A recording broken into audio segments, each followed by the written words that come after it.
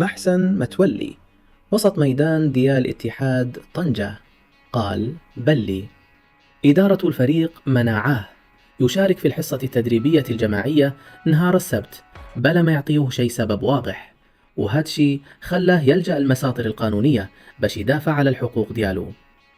متولي صرح لها سبورت وقال: ما عرفتش علاش منعوني شارك في التدريب الجماعية، مشيت الملعب كعادتي باش ندير الحصة التدريبية وتفاجأت باللي منعوني بلا ما يوضحوا لي والو. وزاد وقال: حيث ما كاين حتى سبب واضح لهذا القرار قررت نوثق هذه الواقعة واستدعيت مفوض قضائي باش يعاين اللي وقع.